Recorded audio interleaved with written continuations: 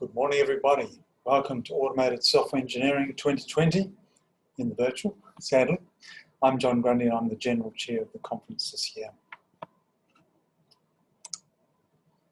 First of all, I'll do an Acknowledgement of Country, a traditional greeting on behalf of the Aboriginal and Torres Strait Islander people, the region where at least I'm meeting with you today.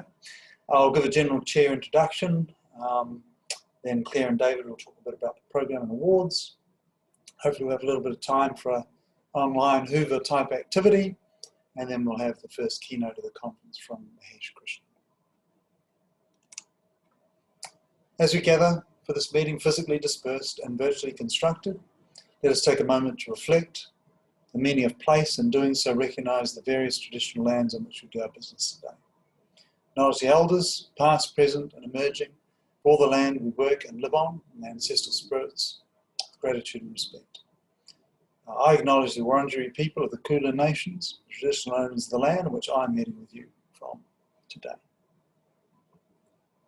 Well, thank you so much for attending ASE 2020.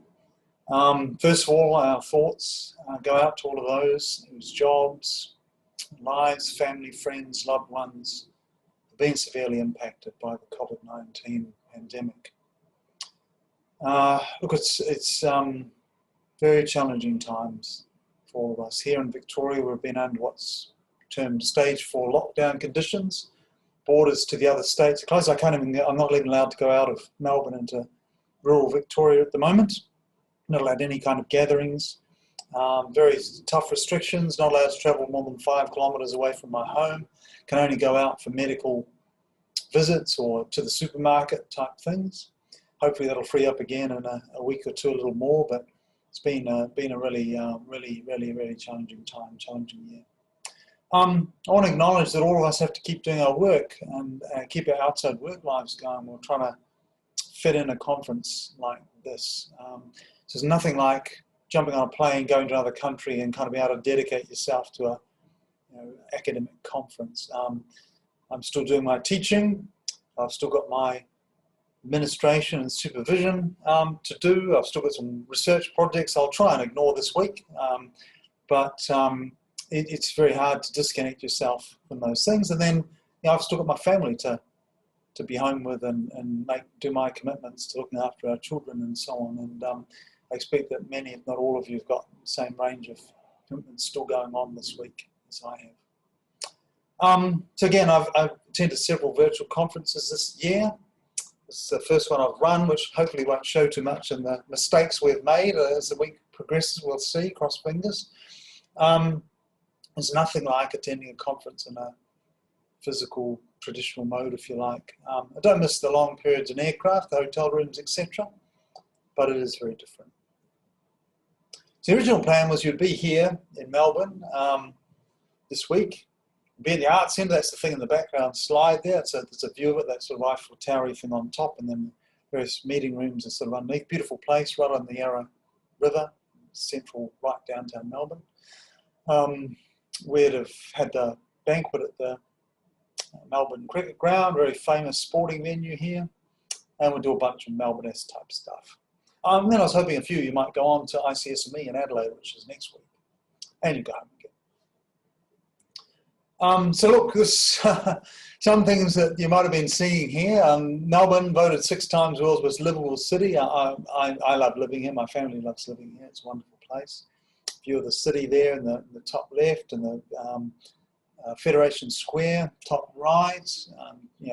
2 minutes walk from the conference venue. Melbourne tram going past Flinders Street Station in the bottom left.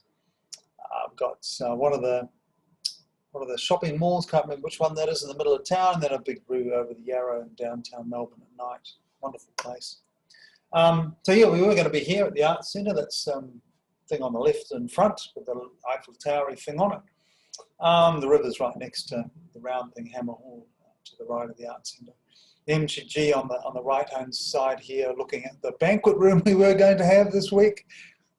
Wednesday or Thursday for the banquet. Anyway, such is life. And then some other things you could have been doing. Luna Park, all the museums, lots and lots of outdoor stuff. Could have gone hot air ballooning over the Yarra Valley where I live. all over the wineries and stuff. Yeah, lots of stuff. Anyway, it's too depressing for me to stay on this slide for too long. So the actual COVID-19 arrived. We're all sitting at home. I'm downstairs in my home office while I'm saying this here.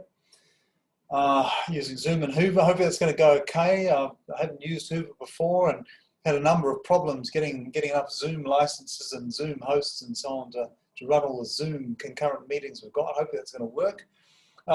Cross fingers. We're in stage 4 lockdown, as I say.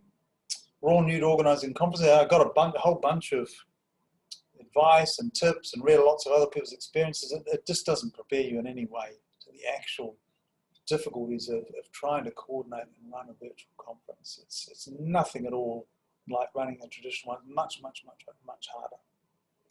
harder. So yeah, I was general chair 11 years ago for ASE in Auckland, and it was a lot easier than, even though we had a number of problems running the conference, a lot easier than what it's been this year.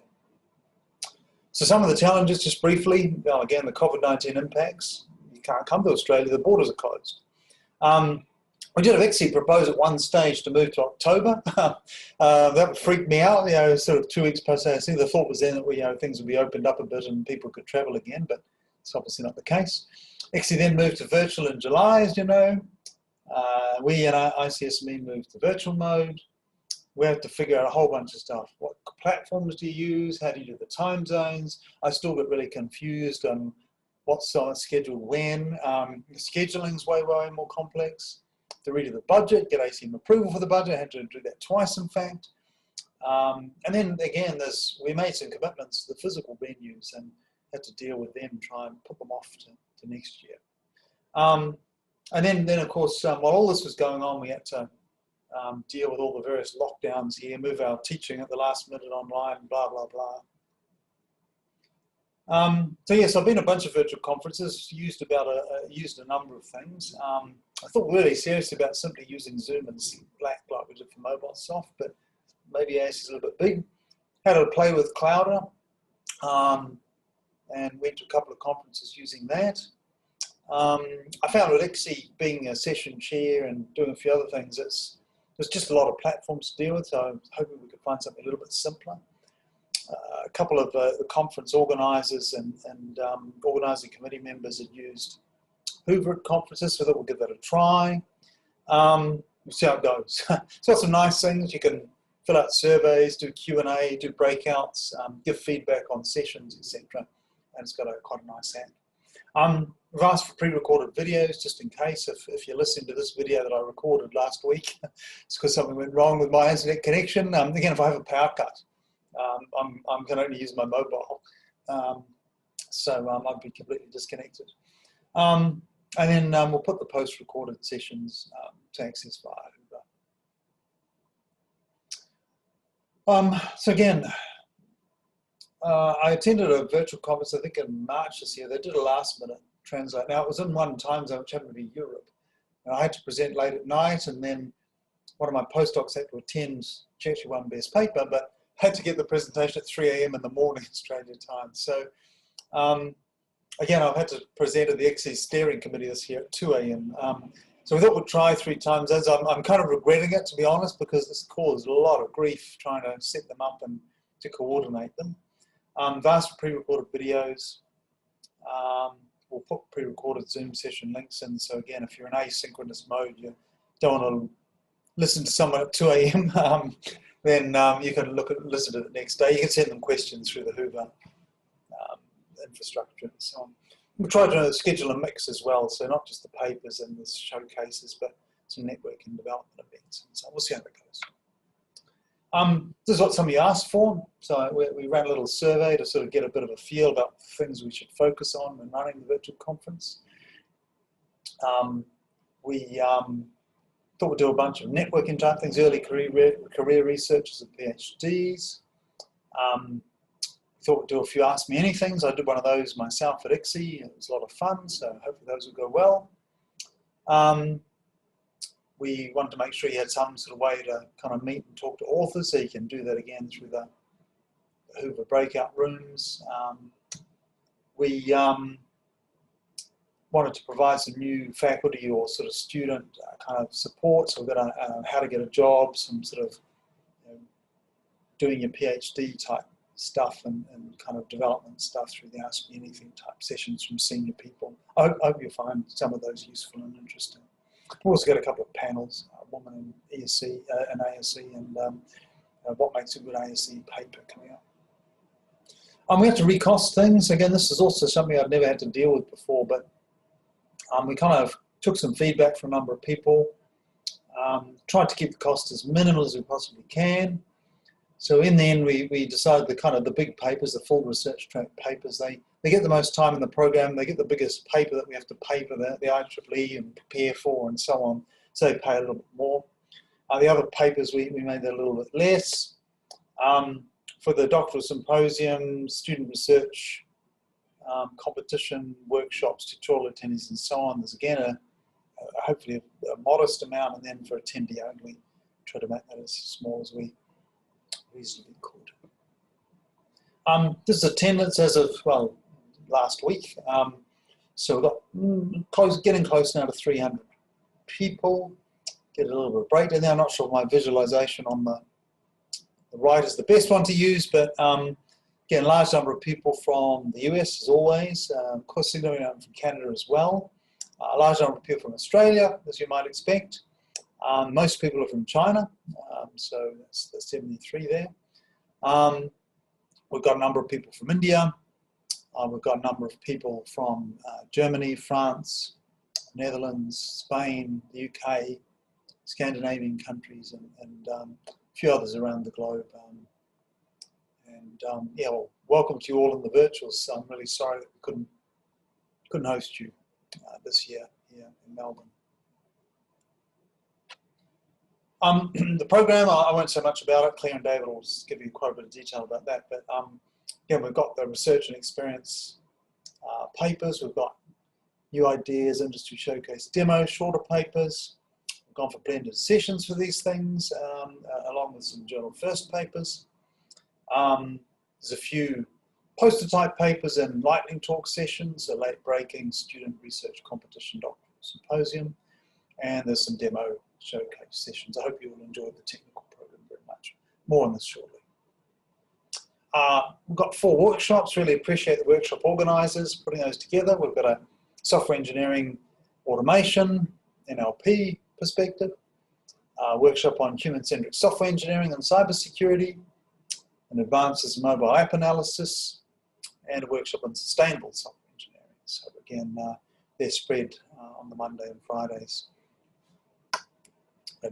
4 tutorials offered, and again, 2 on the Monday, 2 on the Friday.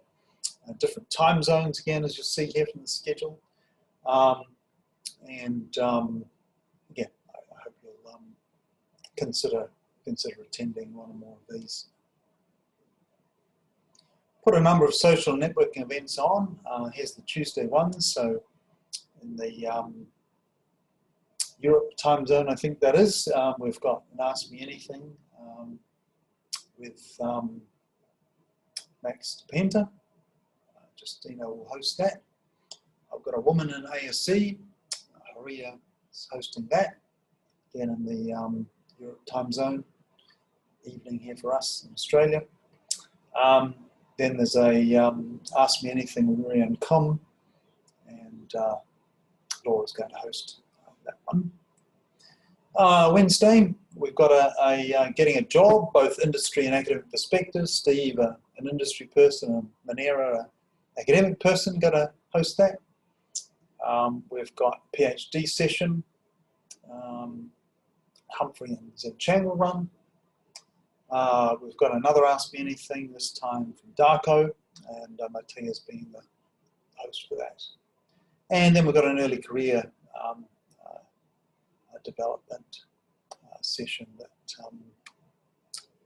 Sebastian Sub will run in the US, the Americas time zone. So. And then finally, we've got one more, a panel that Shinjia is moderating on the what makes a good ASE paper topic, and that's in the Europe and Africa time zone on Thursday. Now some thank yous from me for all the efforts by the organising committee. Dan and Dennis running the demonstrations track, and of course there'll be PC chairs next year.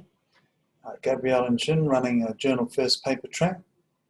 Elizabeth and Mike running the most influential paper track this year. Tien and Humphrey running a new ideas and emerging results track. Hoa and Steve running the industry showcases track. Aldaida and Justina getting us 4 really good tutorials. Thank you for running those. Max and John Gee running the doctoral symposium this year. Thank you so much for that.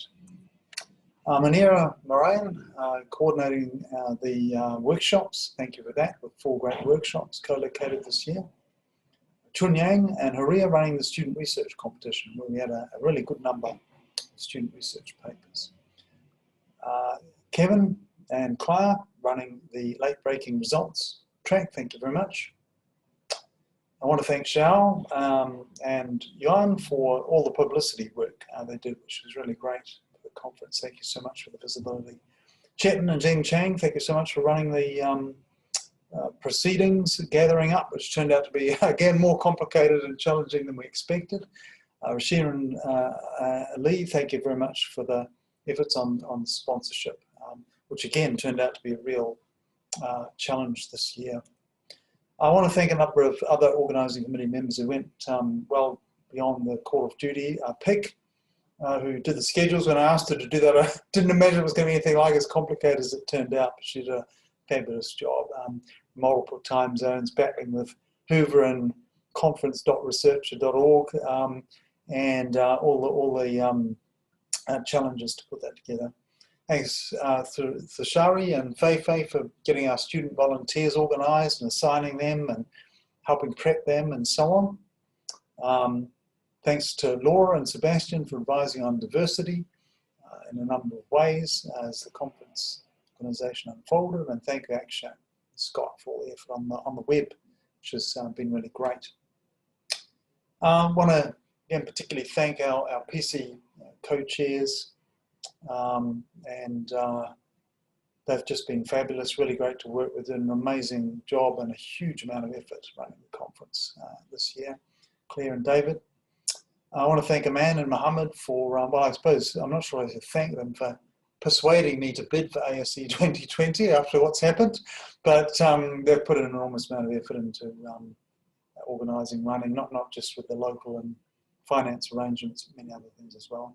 And thanks to Claire and Georgina from Deakin Events, for particularly these last few weeks, the madhouse of trying to get the Hoover platform together, the Zooms together, the training, coordinating everything, just again, way more work than running a physical conference. Want to thank the Zoomers or the student volunteers. Thanks Omar for this session you're coordinating for me. Again, thank a number of people for their willingness to do Ask Me Anythings, run networking and development sessions, be panelists, run panels, etc. I might have forgotten someone, really sorry, my bad. Thank you so much. Our sponsors, now we had a number of sponsors pull out due to the COVID-19 situation, so I particularly want to thank NASA, Monash and Deakin for sticking with us.